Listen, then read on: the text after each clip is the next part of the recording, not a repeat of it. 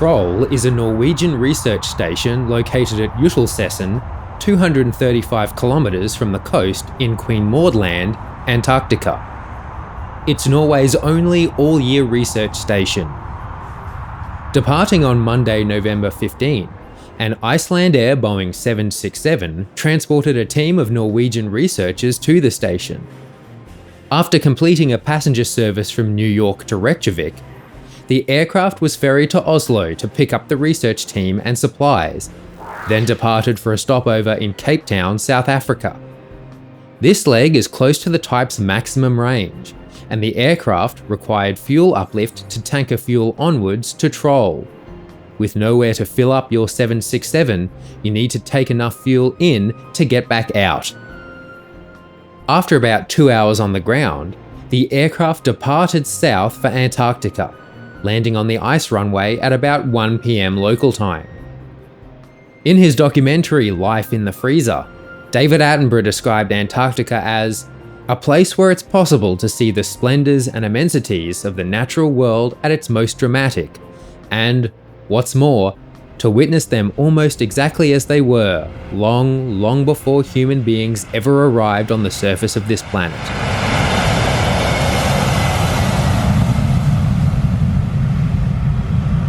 The aircraft and flight crew weren't sticking around for either splendours or immensities. Less than 2 hours after arriving, the aircraft departed for Cape Town, then onwards to Reykjavik. In all, the round trip took 68 hours and 33 minutes, with 41 hours and 8 minutes of that spent in the air. The aircraft has now returned to scheduled passenger flights to New York and Amsterdam. After arriving from a San Francisco red-eye sector into Boston, this United Airlines Boeing 757-200 parked at gate Bravo 24 on Tuesday, November 16. While parked at the gate, a small fire was spotted around the tail of the aircraft, near where the auxiliary power unit, APU, is located. Firefighting services quickly extinguished the blaze, with scorch marks clearly visible on the exterior fuselage. The airline confirmed that no customers or crew were on board at the time, and the aircraft's next scheduled flight was cancelled, with customers reaccommodated. The aircraft was towed to stand November Charlie 2 on the north cargo apron for maintenance. There have been no indications of how the fire started, considering unattended aircraft parked at a gate of a major airport would usually be connected to the airport's ground power, rather than running the APU. Neither the airline nor authorities have commented on how the fire started.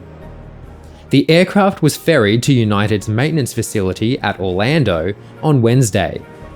The crew requested some additional time at the holding point prior to takeoff to clear up some pre-departure checks and to let the aircraft queued behind them depart in case of any issues.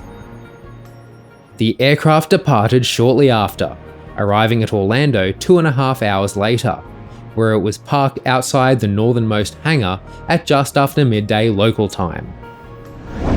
On Sunday evening, a Spirit Airlines Airbus A320neo was climbing out of Minneapolis, operating Flight 135 to Orlando. Approaching 16,000 feet, the crew reported a fire indication on the aircraft's right engine and requested a return to Minneapolis. The crew worked through the displayed ICAS actions. Land as soon as possible. Thrust lever affected, idle. Engine master affected, off. This closes both low and high pressure valves. Engine fire push button affected, push. This inhibits the aural fire warning, and FADEC is no longer supplied. Air traffic control, notify. Do not attempt to restart the engine. 2 agents are available for discharge after a brief delay to assist in extinguishing the fire if it remains burning, which were engaged in this case. The aircraft landed at Minneapolis after 21 minutes in the air, and the aircraft stopped on the runway for inspection by waiting emergency services. No fire was detected, and the emergency service vehicles escorted the aircraft to the gate. On Tuesday afternoon, The aircraft was ferried to Dallas as Flight 8801 for maintenance. On Friday morning, the aircraft returned to service. On Tuesday, an S7 Airlines Boeing 737-800 was climbing out of Tomsk bound for Moscow's Domodedovo Airport. During the early stages of the climb, the crew noticed an issue with their flaps as they attempted to retract them after takeoff. The crew stopped the climb at flight level 80 to assess the situation. About 20 minutes later, they elected to divert to Novosibirsk-Tolmachevo Airport, about 80 nautical miles to the south.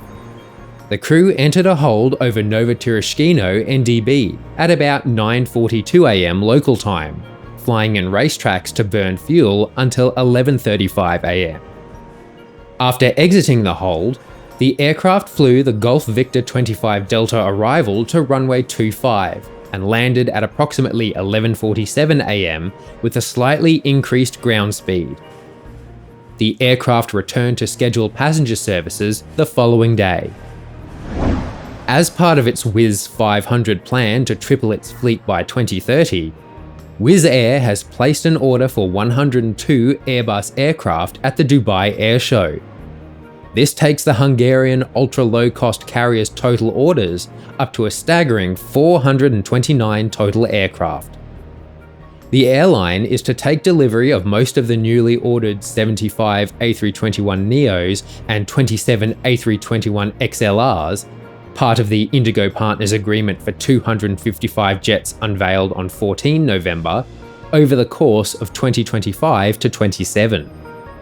Wizz's CEO, Joseph Faraday, said in a statement on Monday, "These are by far the most fuel and cost-efficient aircraft in their class, supporting us in maintaining our position as the most sustainable airline in Europe and reaching our sustainability goals of reducing CO2 emissions per passenger kilometre by 25% by 2030. We have signed very attractive terms with Airbus for the long-term supply of more aircraft until the end of the decade, catapulting Wizz Air towards our aim of being a 500 aircraft group and putting us in an unassailable position when it comes to sustainability." Wizz Air shareholders are yet to approve the fleet order, but should it receive the green light, Wizz's fleet will rival that of European giant Ryanair. It will still be handily trumped by the big four US airlines, with American Airlines topping the list with a fleet of 898 aircraft currently in service. Airbus left the Dubai Airshow with 408 orders, far surpassing rival Boeing at 101. A hoax bomb threat forced the evacuation of a Volotea Airbus A319 at A Coruña Airport on Friday evening. The aircraft, operating Flight 3538 from Bilbao, conducted an emergency landing at about 7:25 am local time after the threat was called in during the flight. The crew taxied the aircraft to a remote parking stand, where the Civil Guard agents conducted a search of the aircraft's cabin and cargo hold.